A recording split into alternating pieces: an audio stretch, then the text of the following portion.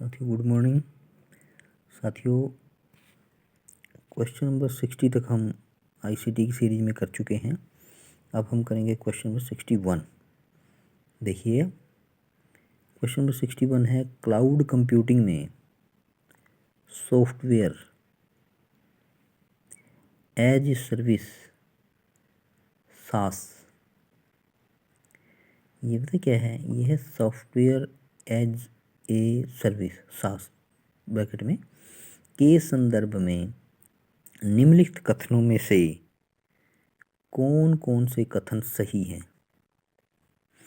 ये देखिए, सास प्रयोक्ता इंटरनेट से जुड़े किसी भी कंप्यूटर अथवा मोबाइल उपकरण से अपने डेटा तक पहुंच सकते हैं।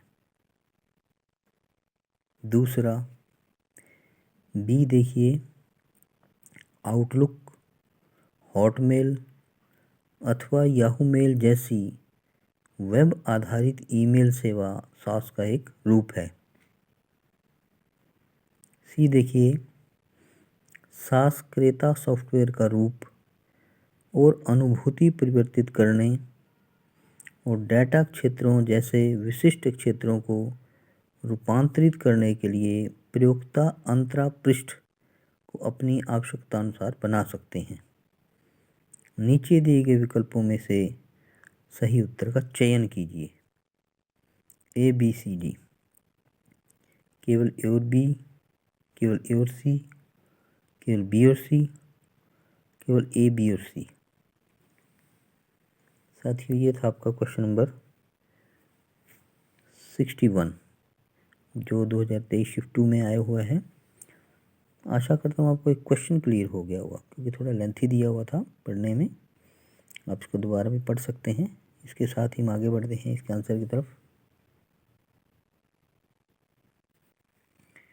साथियों डी आंसर रहेगा। ये देखिए, सॉफ्टवेयर एज ए सर्विस सास एक क्लाउड कंप्यूटिंग प्रौद्योगिक है जिसका प्रयोग उपयोगकर्ता इंटरनेट के माध्यम से करता है।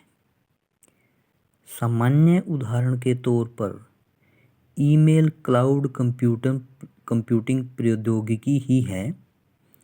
सास प्रयोक्ता इंटरनेट से जुड़े किसी भी कंप्यूटर अथवा मोबाइल उपकरण से अपने डेटा तक पहुंच सकते हैं। आउटलुक, हॉटमेल अथवा याहू मेल जैसी वेब आधारित ईमेल सेवा सास का ही एक रूप है। इसके अतिरिक्त सास क्रेता सॉफ्टवेयर का रूप और अनुभूति परिवर्तित करने और डेटा क्षेत्रों जैसे विशिष्ट क्षेत्रों को रूपांतरित करने के लिए प्रयोक्ता अंतरपृष्ठ को अपनी आवश्यकता अनुसार बना सकते हैं। डी आंसर था। डी में था आपका केवल ए बी और सी। आशा करता हूँ आपको ये क्लियर हो गया होगा। एक बार दोबारा से पढ़ लीजिएगा और क्लैरिटी हो जाएगी। इसमें कोई ऐसी परेशानी वाली बात नहीं है। इसके बाद साथियों नेक्स्ट क्वेश्चन के बढ़ते हैं। क्वेश्चन नंबर 62, निम्न संप्रेषण प्रौद्योगिकियां ए से सी में से किन्हें लघु रेंज उपकरण या प्रौद्योगिकी माना जाता है? अच्छा क्वेश्चन कह सकते हैं। किस किस को? A B C. ए है सीसीटीवी, आपने सुना ही होगा। बी है RFID, ये भी आप पढ़ चुके हैं। सी है WLAN, लैन, WLAN यानी ये भी आप पढ़ चुके हैं। नीचे दिए गए विकल्पों में से सही उत्तर का चयन कीजिए। ये देखिए, ए में है केवल ए और बी में है केवल ए और सी में है केवल बी और सी और डी में केवल ए बी और सी। ये 2023 में 2 पेपर के साथ आ चुका है। तो सेकंड शिफ्ट में 2023 में आशा करता हूँ आपको क्वेश्चन क्लियर हो गया होगा। इसके बाद हम देखते हैं आंसर की ओर। इसका आंसर रहेगा डी आंसर में देखिए, CCTV, RFID और WLAN लघु दूरी के प्रौद्योगिकी उपकरण हैं। तो डी में आंसर क्या होगा? तीनों केवल A B और C, तीनों ही। तो देखिए फुल इसके बारे में पढ़ सकते हैं हम। पढ़ना भी चाहिए क्योंकि इससे एक्सप्लेनेशन मैंने आपको जरूर पढ़ी है कि अच्छा उसमें एक्सप्लेन क्या होता है। सीसीटीवी की फुल फॉर्म क्या है? Close circuit television. ये आप नोट कर लीजिएगा। ये एक टीवी प्रणाली है जिसमें संकेतों को सार्वजनिक रूप से वितरित नहीं किया जाता है। इसे मुख्य रूप से सुरक्षा उद्देश्यों पर नज़र रखने के लिए प्रयोग किया जाता है। ठीक है जी, ये था पहला सीसीटीवी। दूसरा है आरएफआईडी, रेडियो आवृत्ति अभिनिर्धारण। एक ऐसी तकनीक है जो किसी टैग की वस्तु को की गई वस्तु को निष्क्रिय रूप से पहचानने के लिए रेडियो तरंगों का उपयोग करती है। इसके बाद नेक्स्ट इसका पोर्शन है WLAN। यह एक स्थानीय अक्षेत्र नेटवर्क बेतार वितरण पद्धति है और WLAN उच्च आवृत्ति वाली रेडियो तरंगों का उपयोग करती है। इसका उपयोग घरों एवं छोटे छोटे कार्यालयों में किया जाता है। ये था आपको क्वेश्चन नंबर 62। आशा करता हूँ ये भी आपको क्लियर हो गया होगा। इसके बाद नेक्स्ट क्वेश्चन की बढ़ते हैं। देखिए क्वेश्चन नंबर 63। नीचे दो कथन दिए गए हैं। कथन पहला देखिए, MP4 और .gif चलायमान चित्र वाली फाइलों के साथ प्रयुक्त होने वाली दो फाइल विस्तार हैं। कथन 2, .rar और .zip संपीड़ित डाटा वाली फाइलों के साथ प्रयुक्त होने वाली दो फाइल विस्तार हैं। एक्सटेंशन है मतलब। उपयुक्त कथन के आलोक में नीचे दिए गए विकल्पों में से सबसे उपयुक्त उत्तर का चयन कीजिए। पैटर्न मैंने आपको बता ही रखा है कि ध्यान से पढ़िएगा। ए में देखिए दोनों कथन सत्य हैं, बी में दोनों असत्य हैं, सी में पहला ठीक है दूसरा गलत है, डी में पहला असत्य है गलत है दूसरा ठीक है। तो इसका मतलब ये पैटर्न वही है, सेम। ये 2023 शिफ्ट 1 में आया हुआ है क्वेश्चन है ये।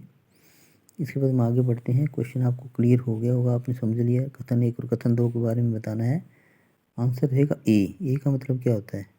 ए का मतलब कि दोनों सत्य हैं। तो दोनों सत्य कैसे हैं हम पढ़ेंगे इसके बारे में।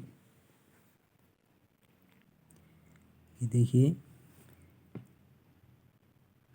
देखिए MP4 इसमें क्या है, .MP4 और .gif चलायमान चित्र वाली फाइलों के साथ प्रयुक्त होने वाली दो फाइल विस्तार हैं।